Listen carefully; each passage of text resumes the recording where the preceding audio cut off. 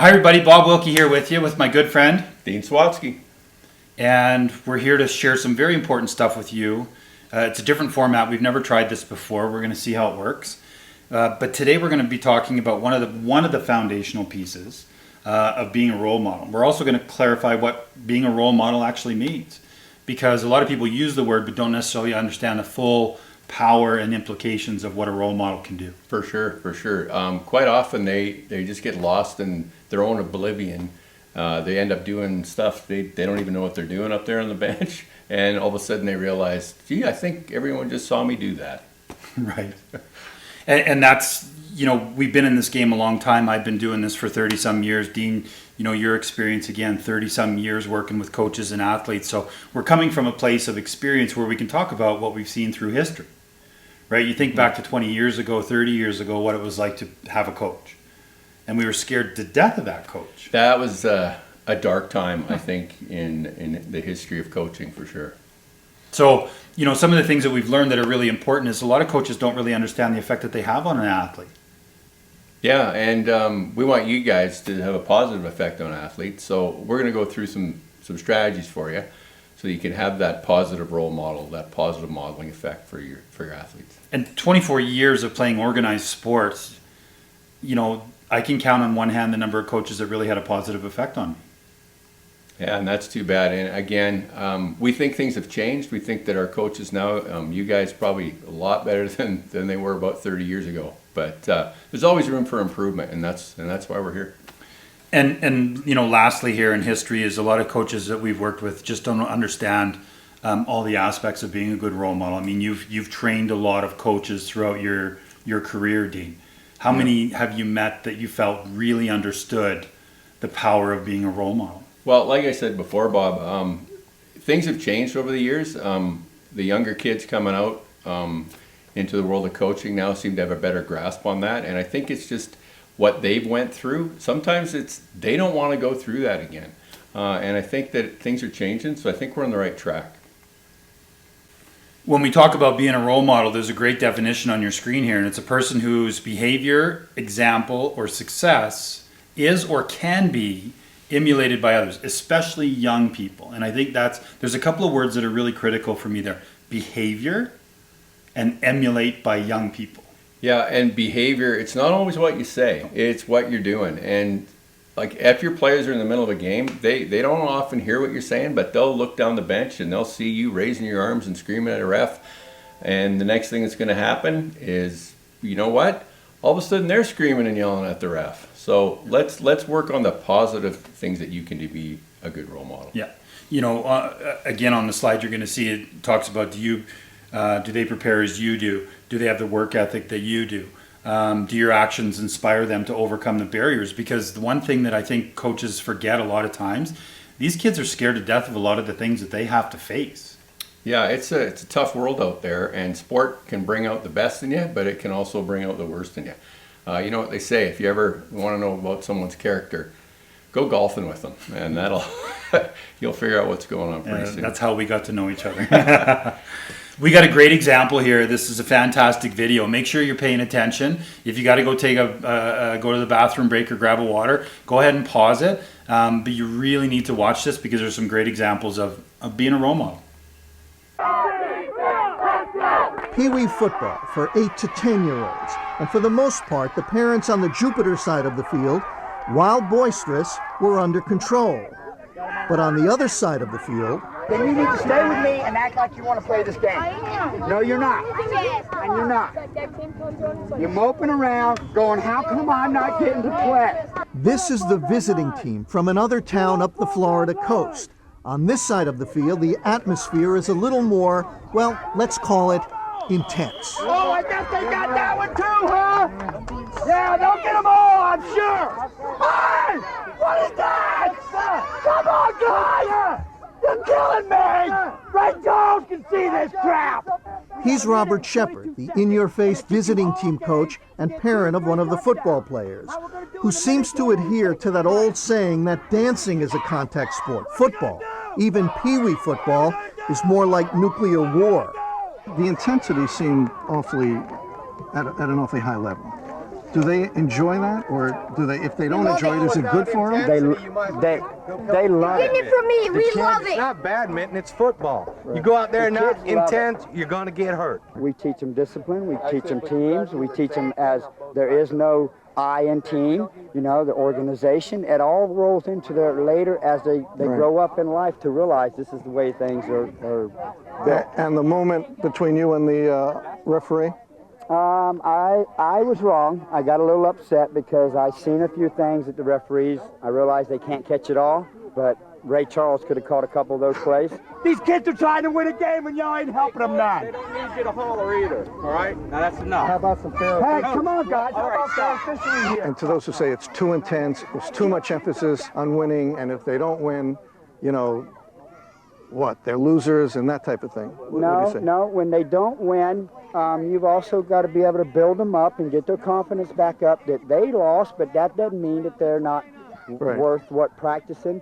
Everybody is going to incur some disappointment in any game. Right. As far as the toughness and how rough they are, if they don't want their kids to be tough and rough and play the game, they need to put them in gymnastics or ballet dancing. We've lost our emotional maturity with children in sports. What does that mean? We don't know the moment to step back. So, brought back a lot of memories for me watching this guy. You know, there was lots of coaches that I had growing up that were exactly that. I remember one specifically, I was 10 years old, and intense like that, you know what I mean? He always smelled like a cigarette, right? He showed up late, he was always hurried, you know what I mean? It was just chaos, and it scared the crap out of us as young kids. What are some of the things that you saw as a role model demonstrated by that guy? Well, I mean, he was definitely being a role model, and the actions he was doing, the things he was saying, I don't know if you noticed that one kid he talked to, and he said, what did he say to him? He said, The one we grabbed by the face yeah, mask. he grabbed him by the face mask, and he sort of said to him, stop, what was the word he used? Stop being a... Stop moping. Stop moping. Yeah, Stop so bitching about playing time. Stop moping, stop complaining, and I guess, well, obviously, the kid picked it up from somewhere, right? His coach, obviously. If you watch the video, he's yelling and screaming at officials and stuff, so... that's a perfect example of what role modeling is, because it shows you that your kids, your athletes are going to watch you and copy you, because that's who they want to impress. So if you're the coach that's yelling and screaming and losing his marbles, you can expect that from your players. Yeah. The comment that really got me was his comment, you know, Ray Charles could have seen some of those calls out there, and I think that speaks a lot to a coach's character of who he is as a role model. And if I'm an adult, and you know, this is a comment that you make, coach, because you're the coach, right? How am I going to feel about you leading my young athlete who wants, you know, and has all these big dreams? Is that something that's going to make me confident in your ability? Yeah, it's so inappropriate, isn't it? Wow. Crazy. Some of the concepts that he talked about are true. You know, I think there's a lot of lip service within sports. You know, I think everybody truly understands that, you know what, it's about building character. It's about doing this. And, you know, if they have a rough game, let's get them confident again. The unfortunate part, Dean, and I'd like you to speak to this, is how many people actually have that experience to do that properly? Well, like you said, Bob, like a lot of people know the routine, know that I want this to happen. I want them to get better. You know, after a loss, I want them to be resilient and to work hard at the prep. They just don't know how to accomplish that. And I guess that's why we're here, Bob. We're going to be teaching you guys how to do that. What the program's all about, and you know, we've worked with coaches from all different levels, and it's fun because after our conversations, they're always like, man, this is going to help so much. Yeah, perfect. Right, and that's what this is all designed to be. So what we'd like to do is we'd like to get your insights on what you saw this guy being as a role model. So you're going to pause the video, and then right down, you're going to see question number 1, and you're going to go ahead and answer that question. And then when you're finished, just come back and start the video again.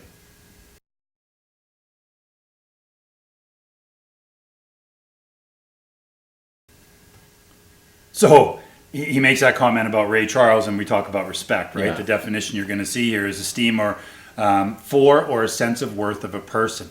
Now, when I think about how many coaches I felt actually had esteem or a sense of worth for me as a player, again, I can count that on one hand. And think about the coaches you had. I know I've had coaches, and I'll be honest with you guys, when I first started coaching, one of the first things I said to my players is, you have to earn my respect. And as I think back on that now, I did it probably because I had other coaches that did that. But the more I thought about it, I realized it's probably the worst thing you could possibly do.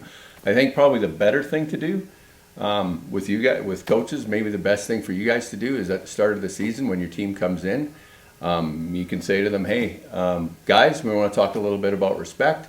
And right now, you have 100% of my respect, and I hope that I have 100% of your respect. It sets off the team on the right note. They're going to be in a great space. And, talk about it throughout the year. Keep the conversation going. The cool part from a player's perspective is if a coach actually walked in and said, you have 100% of my respect right now, the first thing the athletes are going to do is, okay, what's the catch? Because nobody's ever said that to them. They're very skeptical, and they take a long time to really kind of open their own doors to how they're going to trust you as a coach. So that's really going to set the locker room buzz. And some of these kids that maybe were on the fence, it's going to put them on your side immediately. Coming in with that kind of impact statement is, you have 100% of my respect. The one thing that I think we need to touch on there is that there's going to be ways that they can lose my respect. Yeah, and another thing you might say, Coach, is, to add to that, you have 100% of my respect right now, and, maybe say it with a smile, don't lose it. Because, and if they do start to lose that, that's a gateway. That's a conversation opener. You can have a conversation about, hey, something doesn't feel right, And again, the more communication you get about this respect, the better it's going to be for you. I'll never forget, I was in Philadelphia and we went and saw the Benjamin Franklin exhibit, and it was awesome. It's all automated and, the robots on the stage, and it was the most powerful thing that I can remember of a whole day full of history was Benjamin Franklin stands there on the stage and he says, we've given you liberty and freedom. The question is going to be whether you can hold it.